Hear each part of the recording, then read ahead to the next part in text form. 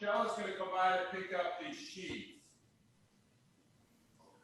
Will you have her go Ladies ahead and gentlemen, welcome sheets? your Take all the beds, amazing including attendant ours. and host here, Julie Favordilla. Will you have Michelle make all the beds, including ours? Good morning.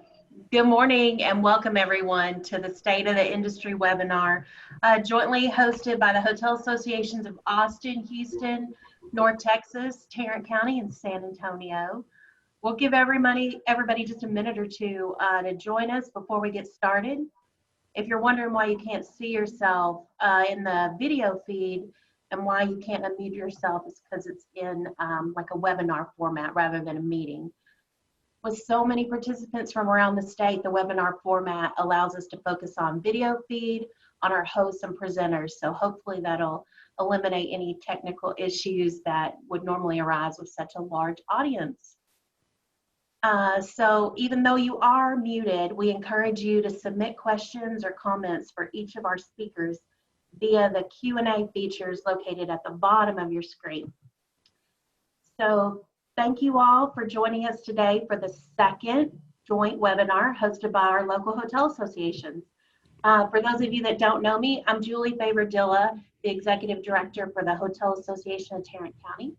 And to get us started, I would like to introduce our other association leadership co-host.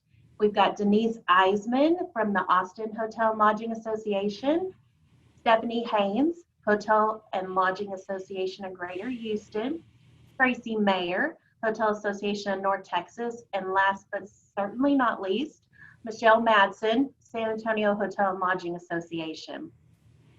So throughout this pandemic, the five of us have been working closely with one another and with our friends, Scott and Justin at the Texas Hotel and Lodging Association, to collaborate on ways that we can address the needs of our members together as COVID-19's impacted the industry partners across the city and county boundaries in the state of Texas. So we're thrilled to be able to come together this morning to bring some great information from our esteemed speakers. So just one more reminder, feel free to submit questions throughout the Q&A feature at the bottom of your screen as we go along. To get us started, I'd like to say a special thank you to the company that sponsored our webinar, and that's Triton Elevator. Triton is the elevator service company located in the Southwest that owns and operates a 20,000 square foot manufacturing support facility for all your elevator architectural product requirements and interior upgrades. So to tell us a little bit more about their company and their services, I'd like to introduce Director of Business Development, Chad Johnson. Chad has been an active member of HATC for over a decade now, and he's served on numerous committees, and he's known to most Tarrant County hoteliers as family. Chad, thanks for joining us today. Thank you, Julie. Hello, my name is Chad Johnson, the Director of Business Development with Triton Elevator, a non-union turnkey elevator company. I want to thank everyone for participating in today's webinar. Our family here at Triton Elevator would like to give a special thank you to all the participating hotel and lodging associations and their members that support the industry at every level. Triton Elevator philosophy is delivering value. Our principals have been in the industry for over 4 decades and understand the challenges with today's unforeseen circumstances that have affected the hotel and lodging industry. We know you're not receiving the performance that you pay for with your current service provider. Triton would like to help you change this. Triton understands that everyone is looking for a fresh, new way to greet your customers and would like to offer a solution that will help solve your vertical transportation problems. Managers in the industry are facing completely different problems today than they have in the past. Because of today's events, customers have different standards. They are looking to see a fresh, clean look so they feel comfortable and that their environment is safe and secure. Successful hoteliers are using their downtime to explore and invest in innovations that meet the expectations of the new customer. They are doing it by trying to listen to reviews through social media. To better understand how they need to react to serve their customers, we are offering a plan to help you in this area. Triton specializes in the needs of hospitality industry. We understand reliability needs that are expected that you may not be receiving in today. Triton offers maintenance programs structured for your industry. We're offering 365 coverage on your elevators. Triton would like to partner with you on your capital plans and will provide important information to help you with this process. We offer welcome packets with necessary contact information and performance information of your existing equipment. We are offering a fourth quarter program so you will get to know Triton and how we deliver value. We are offering the first 3 months maintenance at no cost to the location with a 48 to 60 month term maintenance agreement. During the first 90 days, your equipment will be assessed for safety, reliability, and performance. Repairs will be performed at a discounted rate. After signing the 48 to 60 month agreement, you will have the option to continue after 90-day get to know Triton. You will have the option to opt out of the agreement. Modernization should give you out of your current provider's service contract. A base modernization would include cab interiors, which is 2 to 3 walls, a ceiling with LED downlights. There are additional possibilities with elevator modernizations. Elevator lobby entrances, elevator cab doors and hoistway doors, elevator fixtures, hall stations, position indicators, and control operating panels. Elevator controls that are state-of-the-art microprocessors, non-proprietary equipment. Elevator door operator. Elevator door issues are 8% of hotel service callbacks. Hydraulic power pump unit. This controls the hydraulic cylinder or cylinders depending on the type of system in your facility. Also for traction applications, a refurbished hoist machine, new hoist cables, and a new hoist motor if applicable. Financing is available, so please contact me for a custom plan designed to meet your needs. We want to thank you for attending today's webinar. Please stay safe and let's all get back to traveling soon. Thank you. Thank you, Chad, for that, and thank you for sponsoring today's webinar. If you have any further information, I think we have a slide with Chad's contact information that we'll throw up here. And we will send that out also after the webinar. So thank you again, Chad, for that. Next, to get us started today, we have everyone's favorite attorney and president and CEO of the Texas Hotel and Lodging Association, Mr. Scott Joslove. Scott has been with THLA for the past 20 years, and in that time, they have grown from the 4th largest state hotel association to the largest state hotel association in the nation. Since joining THLA, Scott and his staff have passed every legislative bill they have offered and have defeated every legislative initiative that was opposed by the lodging industry. THLA was recognized by the International Society of Hotel Association Executives 4 times for having the best government affairs program and the best membership program in the nation. And in 2015, Scott was awarded the Anthony G. Marshall Hospitality Law Lifetime Achievement Award for his years of dedication and service to the hospitality industry. Scott, thank you for being with us today. We're excited to hear from you. It's my pleasure. I am here to talk about where we are now and where we're likely to go over the next short and long term. Right now, in terms of governor's orders, as all of you are aware, we were able to ensure that hotels are able to book rooms at 100% occupancy. So every sleeping room can be occupied, whether it be an emergency worker, a permanent guest, a transient guest, whatever type of guest you have, of course, that's at 100% occupancy. But indoor events are still at 50%. Outdoor events are limited to 10 people, subject to local orders, where they could be larger, but you need to get county or municipal approval. The big question that we've been getting a lot is on restaurant operations. And restaurant operations were expanded to 75%, but that only involves actually your restaurant. If you have a banquet room or a meeting room and you're serving food, that would not be up to the 75% standard. So, or if you use a restaurant for the meeting, then it would go to the 75% standard if you're serving food. So for truly restaurant facilities where they are serving food, you're at 75%. Otherwise, all your indoor events are at 50% currently. When do we expect those things to change? I'll leave that to my friend Mike Toomey, who will talk to us immediately after my presentation from the governor's strike force on reopening the Texas economy, or recently he was there. What do we anticipate the future will portend? In my estimation, nobody has a crystal ball, but I tend to be a believer that until we get a vaccine and infection rates drop to the point that it is no longer news about surges, but it's news about how it's getting lower and lower, I don't think we're going to see a lot of change in terms of the number of events or conventions or meetings that may be coming to our communities. I think probably by the second quarter next year, I'm hoping that we will see what I would call a new normal. And then what that new normal looks like will depend on the public perceptions of the safety of travel and safety of gathering in large groups. And we may not see up from a year from there until we get to spaces where we really were before in terms of unemployment, travel activity, convention, and gatherings. What will that mean for us as we move forward on legislative and regulatory issues? Well, when we come back to the session this coming January, probably chief at risk is the hotel tax. Right now, the state hotel tax, the 6% rate, 1/12 of that goes for promoting Texas as a destination.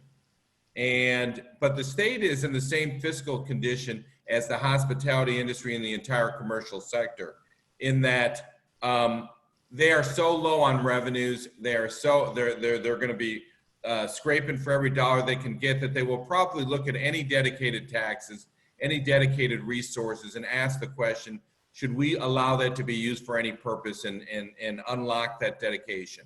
So we will be fighting to make sure that the hotel tax remains a dedicated tax as far as the portion for tourism, so that it must be used to promote Texas as a destination. That'll be job one.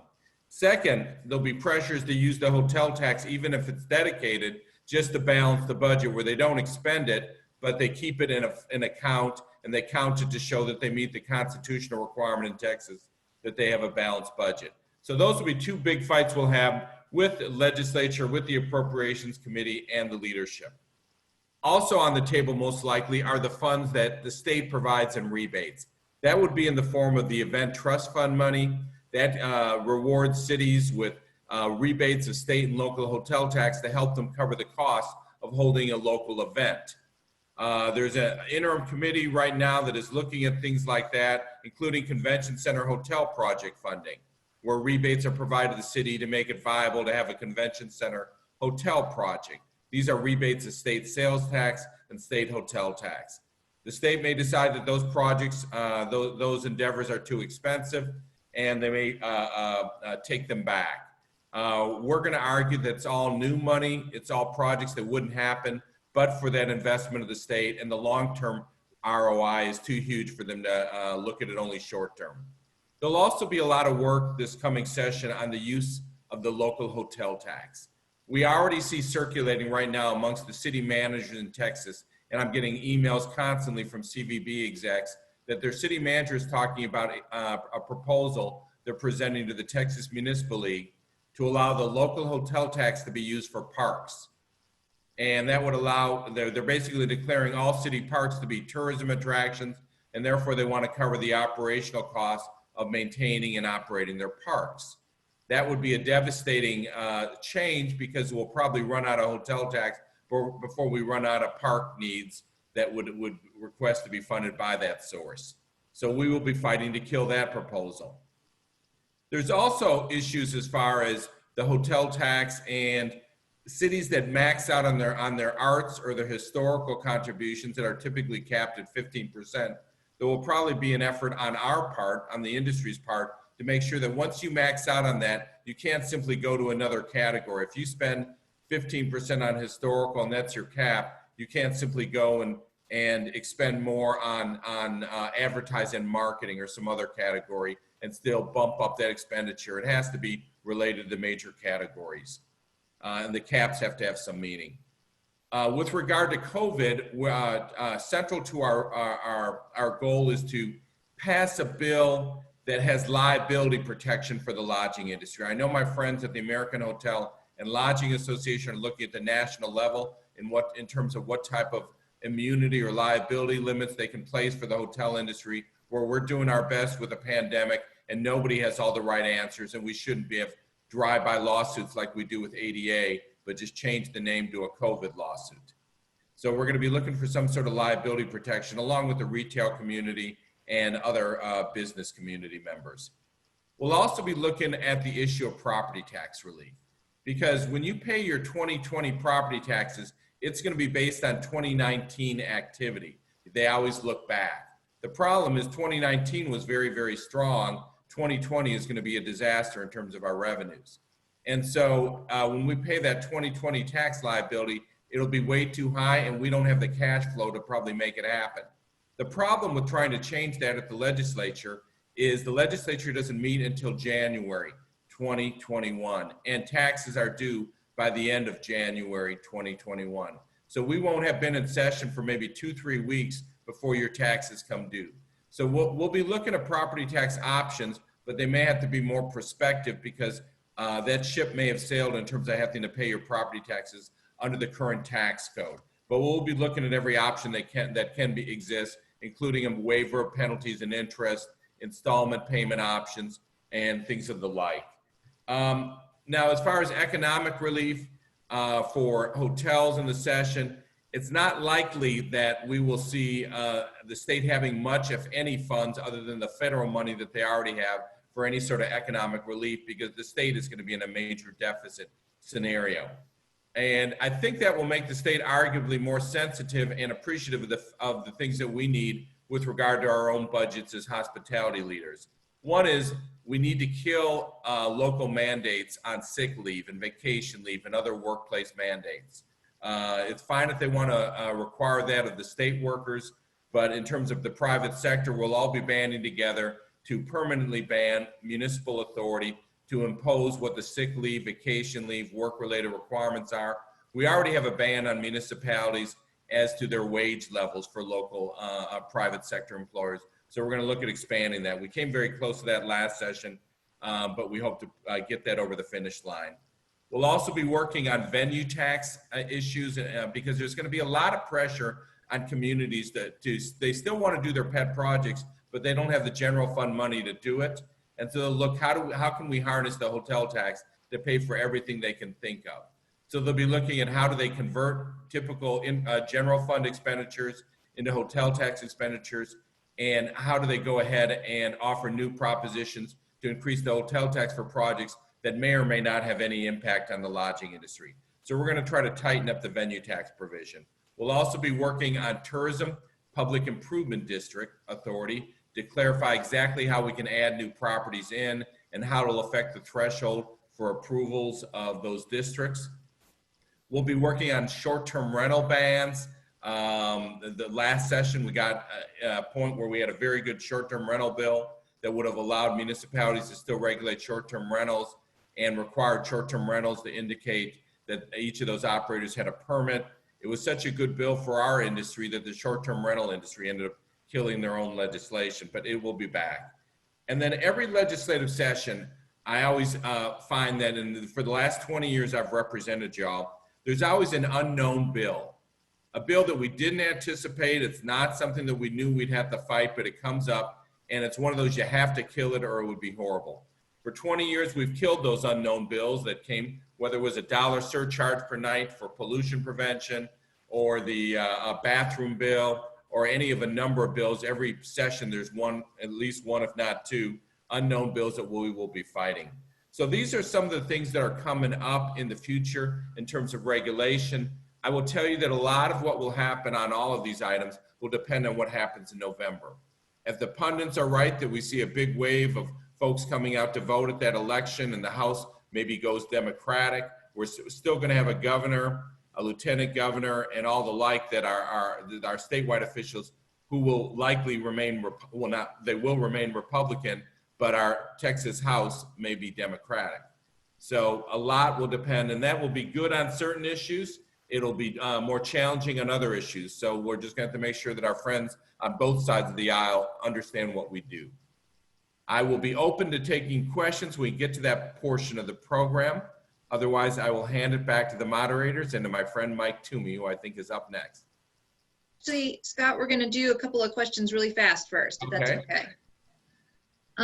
So we have one question in the Q&A. Why are weddings considered an exception to the 10 people max outdoors restriction? I don't think weddings, I don't think weddings are an exception for indoor. I'm trying to think. Justin, are you on the line?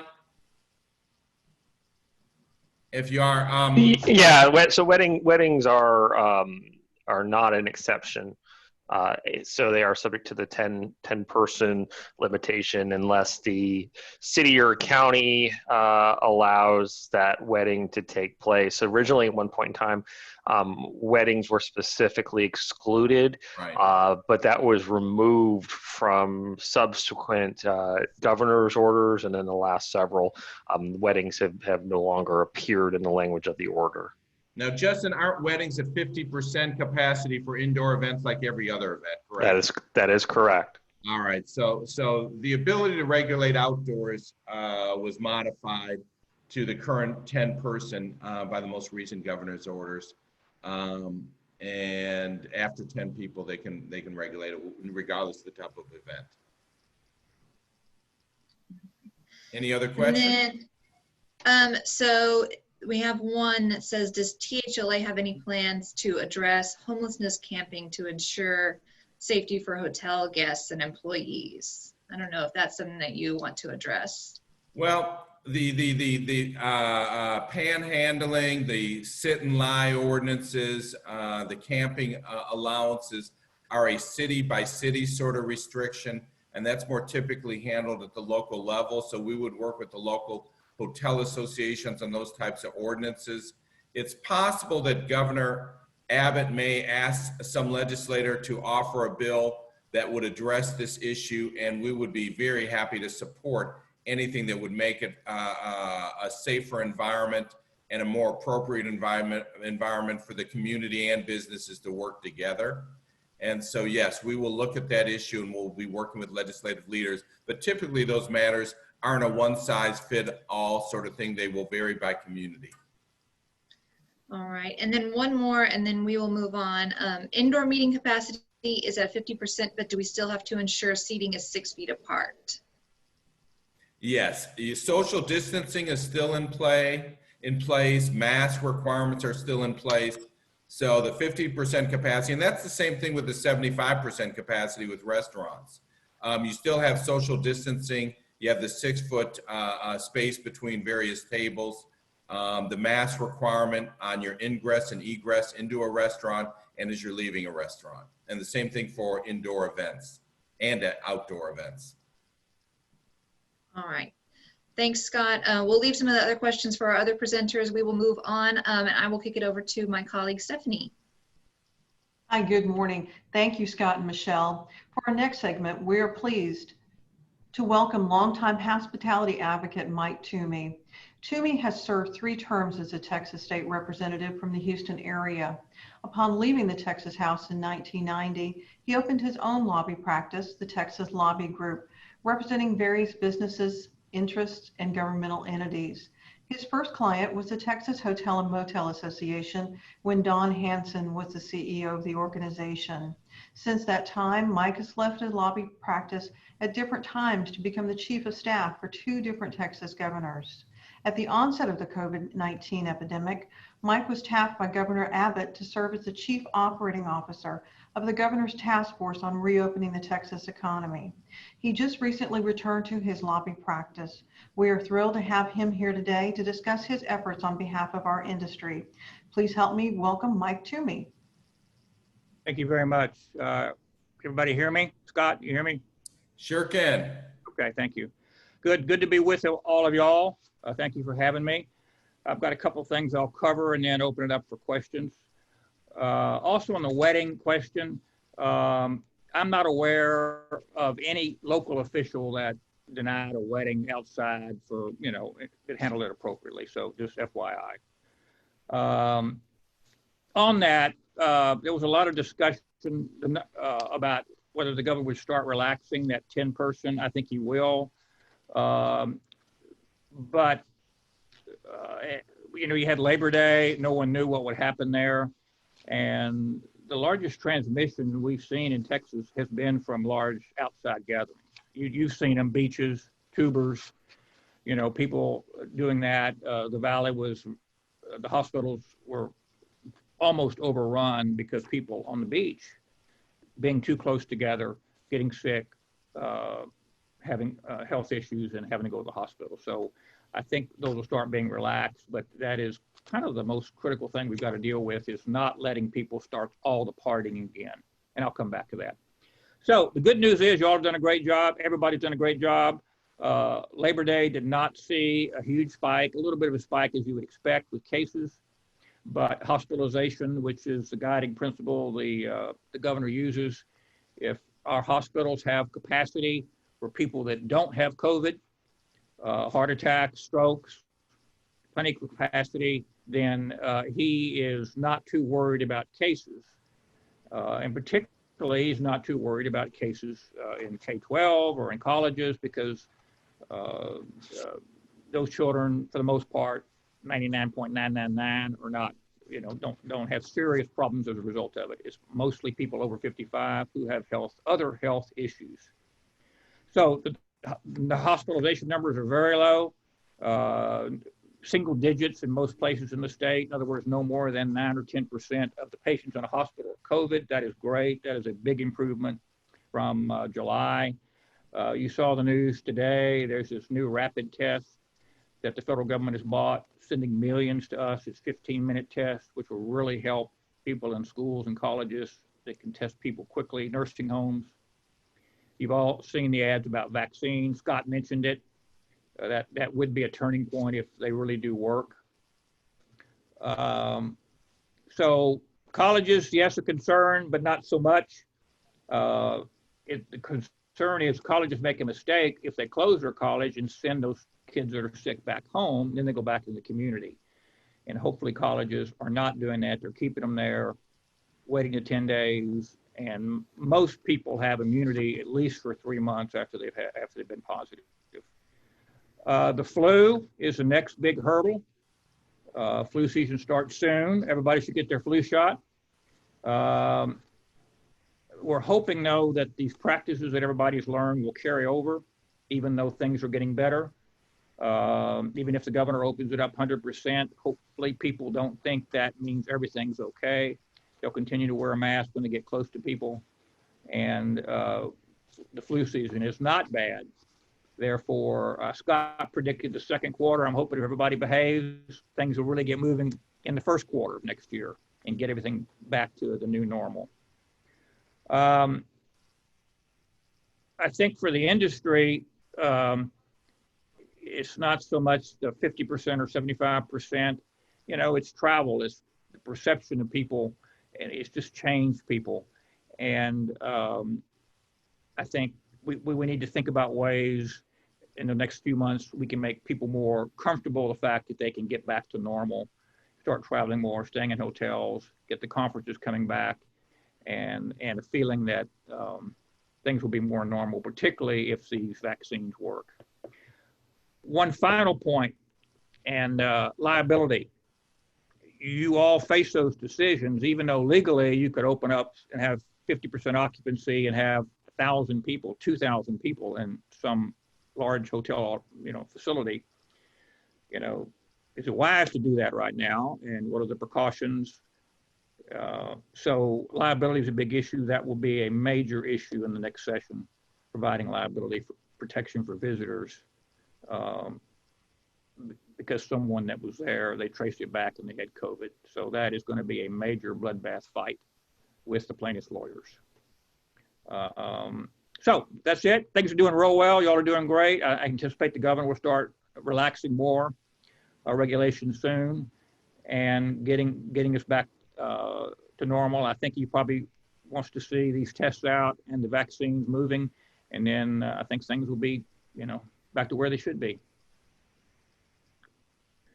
Wonderful, Mike. Take Thank you. questions? Yep, sure. Or I can yeah. We do actually have several questions in the queue right now. First is basically trying to understand the rationale between restaurants being allowed to go to 75% capacity, but meeting rooms still staying at 50. And what can hoteliers do to help move that number up? Hoteliers need to present some data to the governor's office that shows that that 50%, you're getting requests for conventions, you're getting requests for meetings, and that 50% is an impediment. It is hurting your business, it's hurting economic development. I think the perception of the governor is that there's not a lot of traveling, there's not a lot of pressure, he's not hearing from people. So if it is that case with the hotel in question or in a region, we need to get some data together to show that it is a problem. There is a doctor's panel. Anything that's done is passed by a group of 4 doctors, 2 of which are infectious disease specialists. And they would need to say it's okay because the governor relies on what they say. But again, with the hospitalization numbers fine, it may be in Laredo, the governor would have concerns. There, Paris, Texas, there are some problems with hospitalization, but for the most part, other than in parts of the valley, I think he'd be very receptive to that. If it's an impediment, if it's causing you any kind of problem, if you're having to turn any business away, he needs to hear about it, and we can coordinate that. Now, Mike, can y'all hear me? Yes. As I understand in my communications with that office, one of the other concerns was that in a medium-sized hotel or a smaller hotel, going up to 75% for meetings wouldn't be as big an issue. But in some of our largest, convention hotels or Uber-sized hotels, that could be a very large number. And part of the concern is, even though hospital numbers are down, that if we have a bad event where, and what I mean by that is an event where maybe 2,000 people and then we have 300 people or more who come down COVID positive, it could set back hotels and their ability to hold events much longer than if we ease back into that and match at the same rate that our capacity to have herd immunity or to not be as infectious or to have vaccines out, more widespread testing, all of that. And that is one of the concerns of the medical community, because in some of our largest properties, that's been the impediment they've been worried about, in that it could be careful what you ask for, sort of thing. You may need it economically, but then you may be stalled for a much longer time and be kind of a scapegoat for being too mercenary and rushing to be able to hold these very large meetings. Have you heard that? Yes, and that's a good point. Let me ditto that, to the extent that yes, the larger the numbers. I mean, when I was there were people that were planning, 2,000 and 3,000 person events. All the coaches in the state wanting together, in a place, and even at 50%, and a lot of those people were over 55. It is a super spreader ready to happen, and that's your point, Scott. Even though legally the governor may allow more of these, you have a real question of safety and the group. Will they, the libertarians of Texas are not going to wear a mask at that event, okay? They're just not. So you don't want, to Scott's point, to be a super spreader, to overwhelm a hospital because of an event with contact traced back to that event, because multiple people said I was there and multiple people got it. And then it's like the bars, they were open, the governor gave them a chance to abide by the protocols. They didn't.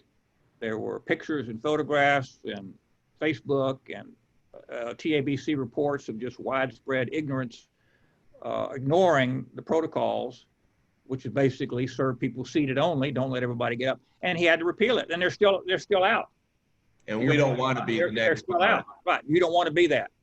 So I think it's getting better. It's going to get better, but I think you have to kind of, to Scott's point, use your own judgment. Who is the group? How many people will it be? And And, do you want to really do that right now, or are there other alternatives? Large numbers would scare the doctor, so for the event. You're correct. Mike, there's a couple more questions in the chat. On a national level, the restaurant industry has received coverage or funding or assistance. But on a state level, is there any specific funding or assistance that's being considered for the hotel industry under legislation similar to the CARES Act? The CARES Act money that came down to the cities are authorized, and the state is authorized, but they're authorized to give that money to businesses that are hurting. And some cities have done that, but that has pretty much been a city by city decision on whether they would give money to businesses that are hurting. The state has not done that with their money. I think you can see why, because it's such, where do you draw the line? Who gets it? It's monumental. So to my knowledge, the answer that I dealt with, unless Scott or Justin have any updates, is the money available is local money, where the cities have decided that they will help local businesses. Saying that, Congress is still looking at another bill, as you know, and they're caught up with Supreme Court and the elections and all that. But there is widespread thought that there will be another stimulus bill of some size, unless this vaccine is just amazing. Mike, another question is, do you think Florida removing the restrictions will speed up our governor's timeline to do the same? I think Florida doing what they did puts a lot of pressure on Governor Abbott to do the same.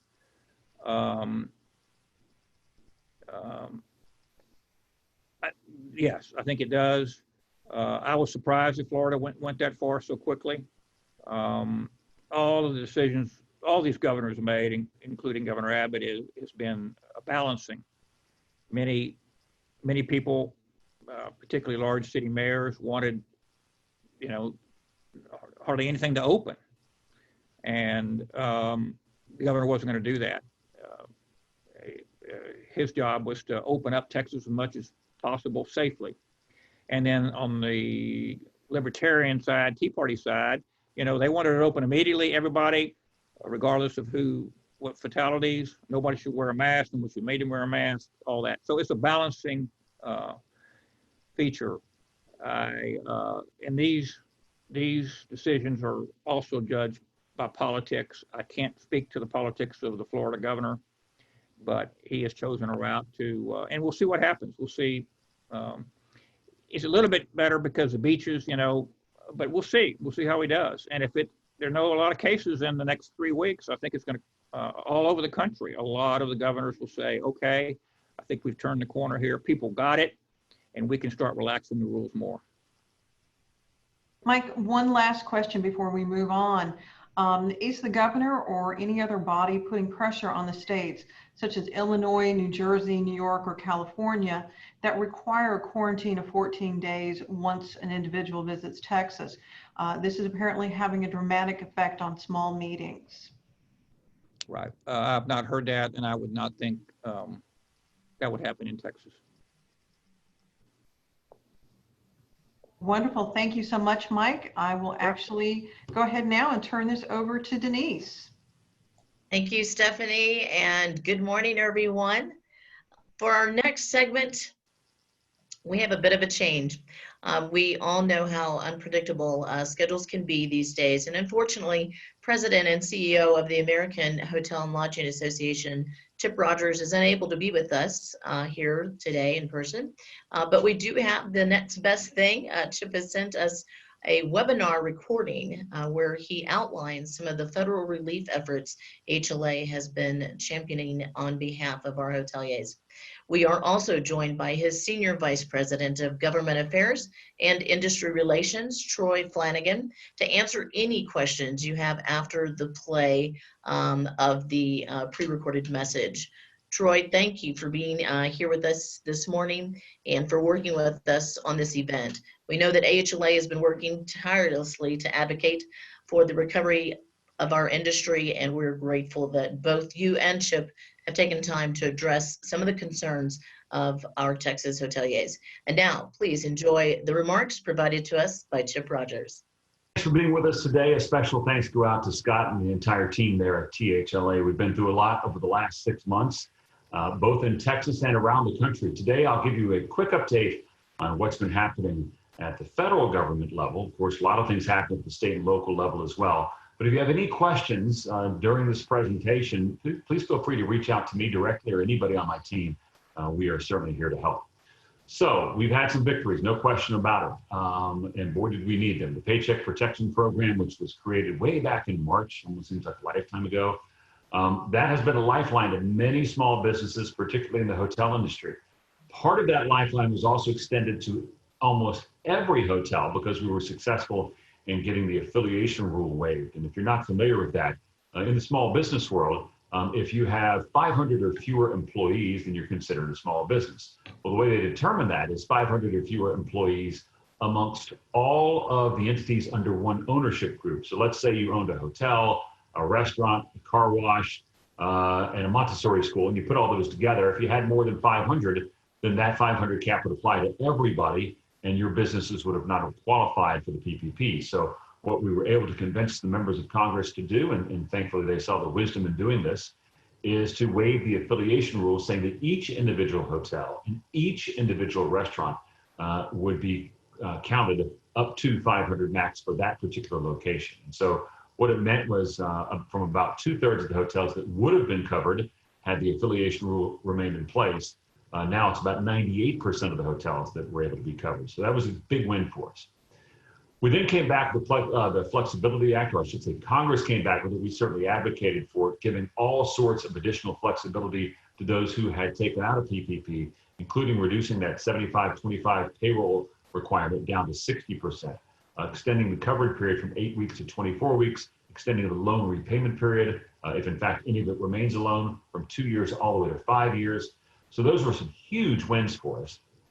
At the state level, we have been able to pass liability protection in 12 states. This slide's a little old. We did have Ohio come online here recently. So 12 states have been able to provide liability protection to small business owners to make sure they're not getting frivolous lawsuits because of the coronavirus.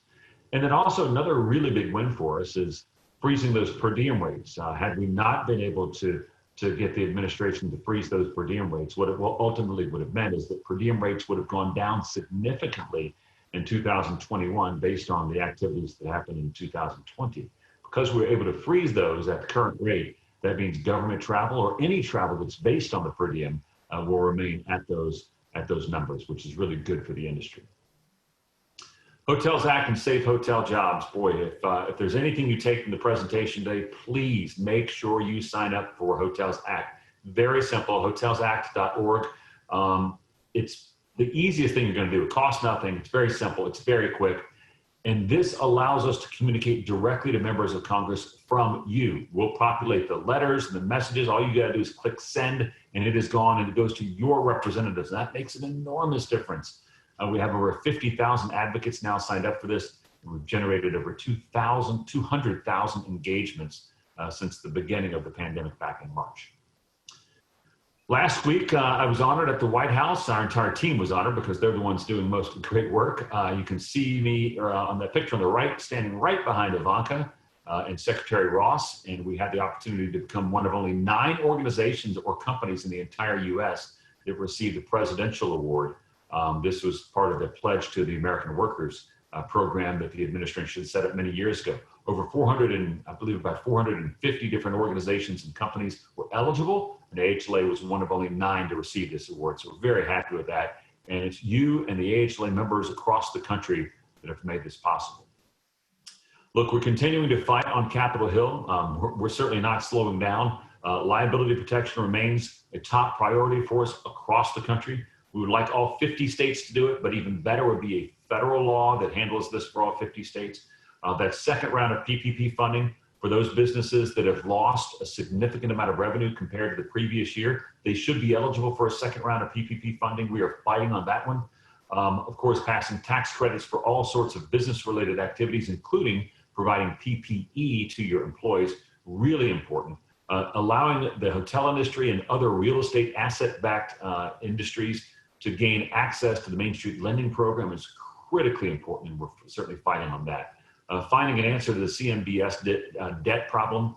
You know, in Congress, they put out they introduced the HOPE Act with a great congressman from the state of Texas, and that's of course Congressman Van Taylor, and that is probably the single best piece of legislation dealing with CMBS that we know of. And if we were able to pass that and get that signed into law, it would be a huge benefit to our industry. So, as you know, the Treasury Department has a lot of oversight and a lot of influence on this process. We work with them each and every day to make sure that they are hearing from our industry. And the changes in Main Street lending are going to have to come from the Treasury Department. That is critically important. It's probably no surprise to anybody, but yes, we have an election coming up in just a few weeks. And what the country looks like with respect to public policy will be dramatically different under a President Trump as it would be under a President Biden. And so we are preparing for that because Congress could change, the House could change, the Senate could change, and the White House could change. And with all those potential changes, we've got to be prepared for what comes our way next.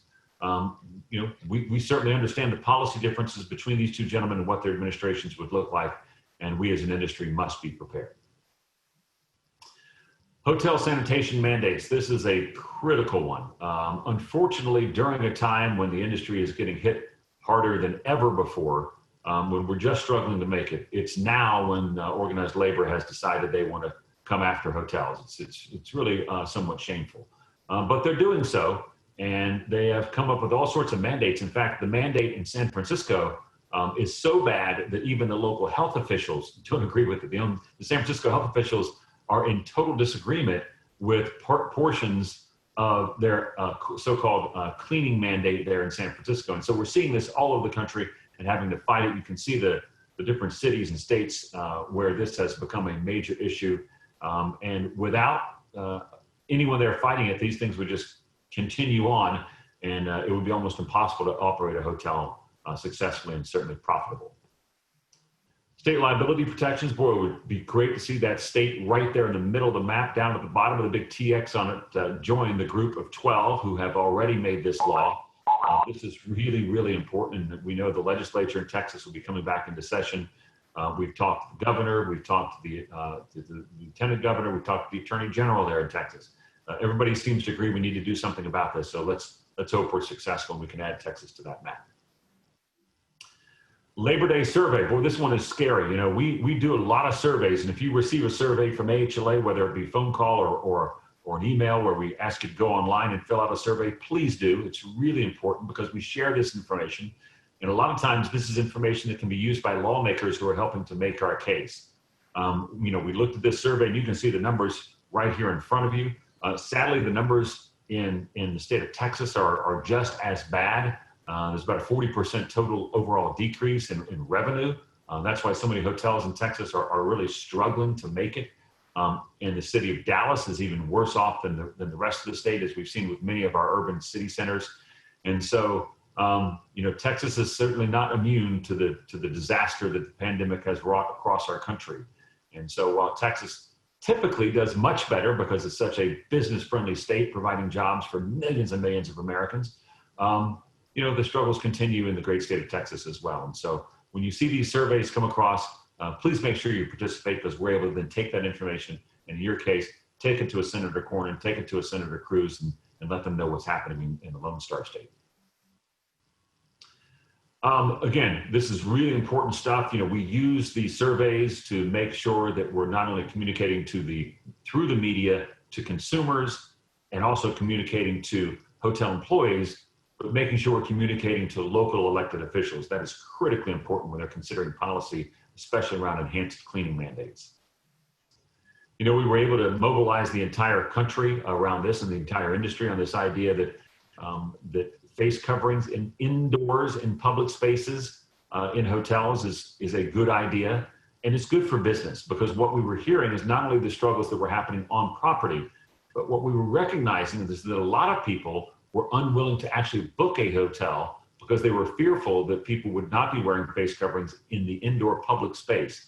And so by the industry coming together and all agreeing on this requirement, it's really actually helped business significantly. And so another example of where we've kind of brought everyone together to help the entire industry. Many of you have used SafeStay and the SafeStay employee training. If you haven't, you can go to our website and get it. This is fantastic, a fantastic resource for you and your employees to make sure that they are properly trained on the SafeStay cleaning guidelines that we know THLA has endorsed and all the major brands have endorsed, along with thousands of other businesses. So please take advantage of this resource. You can see what we've done with SafeStay. The next thing we're doing on SafeStay, just to keep everybody up to speed, is creating the parameters for safe and clean meetings. We certainly know that we will never, as an industry, return to the fiscal health that we need until such time as meetings can be safe and clean and that the public understands that. And so the trainings that we're doing right now and the guidelines we're producing right now focus on those meetings and conferences. So that's it. I am so thankful that you gave me a few minutes of your time. And as I said, keep up the great work, Scott and team. You guys are amazing and wonderful. We look for Texas, as they usually do, to lead us out of this problem economically. And I can't wait till my next visit to come back down to the Lone Star State. But thank you so much for having me. And please reach out if I can ever help you. We definitely thank Chip for taking the time and doing the slides. I know there were some comments in the feed. Yes, we will be providing the PowerPoint presentation that Chip had provided to us, because I know it was a bit pixelated. There were some questions in regards to that. There are several questions that have come up, and I'm going to go ahead and just start from the beginning. Speakers, thank you so much again for being here. We do have whoever would like to take the question, or we certainly welcome you to do so. Troy, I think I would go ahead and direct this one to you, and thank you as well for being here with us. With current conditions and the probability of a cure or treatment soon, when do you see the hotel occupancy rates going back to pre-COVID? Is a question that's come in.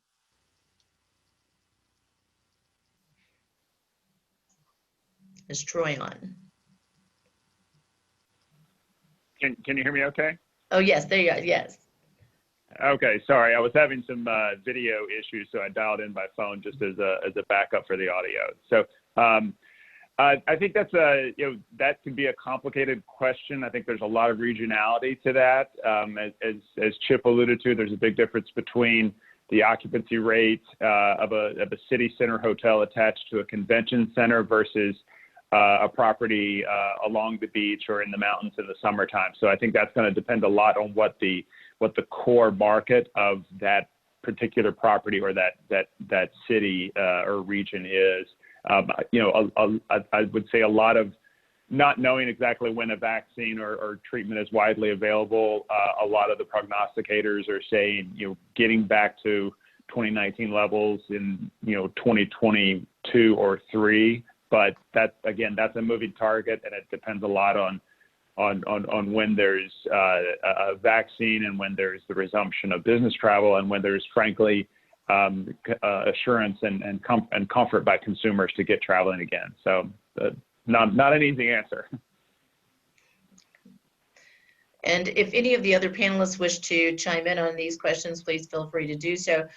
Troy, there's also one, why the hotel associations, and this might be for another one of the panelists, why the hotel associations don't put more pressure on banks when lobbying legislators to get new legislation for relief. If a massive number of hotels are foreclosed, there's no way they will be able to handle such crises. We've certainly used the leverage and the voice that we have to make changes and try to bring that debt relief that is so important for thousands upon thousands of hoteliers across the country. We frankly think our voice is probably going to be more productive if we are working with Congress and the Treasury Department to make those changes, because those are the folks that have the power to make it unilaterally across the country, as opposed to urging private businesses to be a little more forgiving. I know that a few states have passed either resolutions or legislation urging relief from the lending market. But frankly, that's the most effective solution is going to be action by Congress through commercial mortgage-backed security relief, or even an improvement of the Main Street lending program, because that's been somewhat of a failure. So we've spent months and months focusing a great deal of attention on CMBS and debt relief, both through Treasury's ability to affect change through regulations, as well as legislation that's active in Congress right now that we're very much hoping makes it into the next relief package. Now, Troy, as I understand it, the U.S. Treasury could actually take pretty immediate action, and there's a lot of work on your behalf and on the National Hotel Association's behalf that's supported by all the state hotel associations to try to get them to take that action. Can you explain a little bit about what that path would be? Yeah, absolutely. That's what I referenced with the ability for Treasury to provide regulatory relief. We think they have the power to do it. We've certainly been pushing for that through a number of different actions over the past 4 or 5 months, whether it's sign-on letters from dozens and dozens of members of Congress from the very important committees that control Treasury oversight.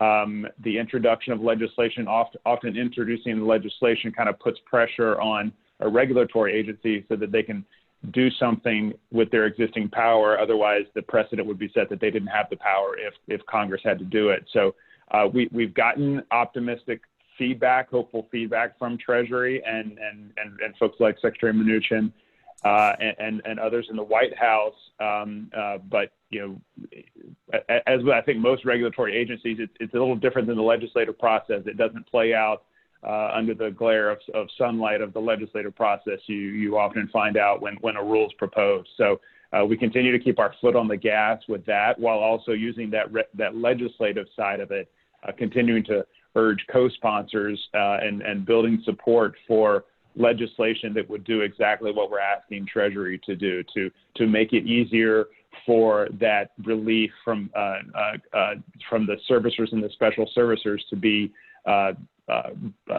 organized in a more less complex way, so that hoteliers will be able to seek relief from multiple lenders. Thank you for that. We do have a couple of more questions, and I think maybe all speakers might want to chime in on this. Provided this question: will the governor direct Travel Texas to resume advertising and marketing before the end of the year? Scott, perhaps you and Justin might want to. I can answer that. I visited with Brad Smith, the division chief for the travel effort here out of the governor's office, the travel tourism effort. And right now, they are they're doing social media and certain types of marketing, but they aren't doing a big travel spend until we see more progress in terms of COVID. There's just kind of a policy concern that they want to market when they feel like they'll get the most bang for their buck, and that people are willing and able to come safely to conventions and to attend large events and to travel without much trepidation or concern. So I anticipate that they will probably begin at this point in the spring and start advertising again. That's what I've heard most recently. So that's the directive they've been given by their policy people at the governor's office right now. Okay, thank you. I didn't know if Mike or Justin or anyone wanted to chime in on that. Okay, I have one question. Do they understand the understanding that with the 6-foot distance between each chair, that drops capacity to much less than 50% in meeting space? Is there a way to fight that? I wanted to direct that perhaps to Justin, and again, Scott, please. Justin, you want to start? Sure. And I think Mike dropped off, but you know, we're well aware, and the governor's office is too, that, you know, there's really 2 components to capacity restrictions. Clearly, there's the 50% maximum capacity for a typical meeting, but as the questioner indicates, oftentimes really the limiting factor ends up being whether or not you have the space to enable that groups of up to 10 remain at least 6 feet apart from other groups of up to 10. And so unless we're talking about a very large ballroom, for example, oftentimes we run out of space just due to the capacity limitations. We're aware, we've been communicating with the governor's office on this. There was a question that came up earlier, and I don't remember if it was addressed or not, that had to do with, what's the difference between restaurants being at 75% and meeting space being at 50%? What's the rationale or reasoning behind it? And the answer to really both of these questions is the same. And that is, typically if you go to a restaurant, you're there for, maybe an hour and then you leave.